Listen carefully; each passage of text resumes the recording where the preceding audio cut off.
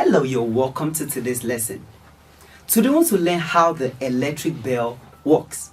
Will you not like to have an electric bell in front of your house so that anytime your friend comes, your friend just needs to turn it on and tada, it rings and tells you, I'm around. See, the electric bell works with the principle of electromagnetism. We have a solenoid, batteries, a gong, and a switch. Anytime current passes through this solenoid, it creates a magnetic field around this place. That's what makes this iron to hit this gong and it makes that sound. So let's go ahead and learn how the electric bell works. So you get your batteries, you connect it this way. Then one terminal goes to this other part of the solenoid. Then the other one goes to this other side of the solenoid, then to your switch. Then the other side back to the batteries. So anytime you close the switch, electric current passes through the batteries to this other side of the solenoid, then it creates a magnetic field around this place.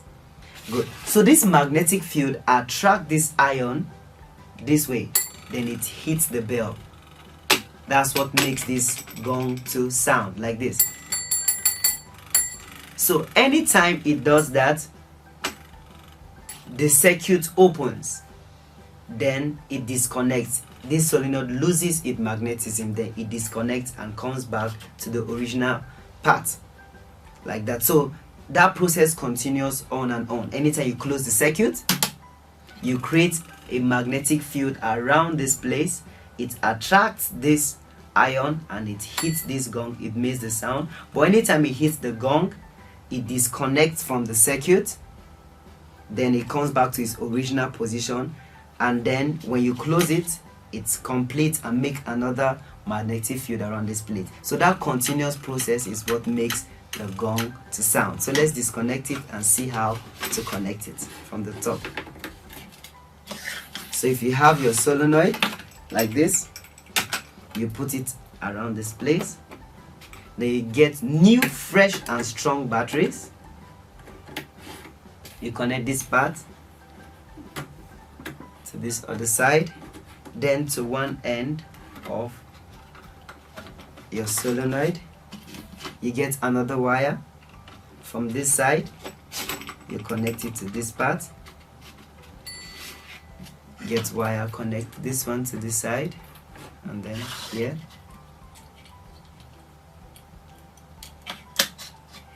Like this. Then you get another wire from this side.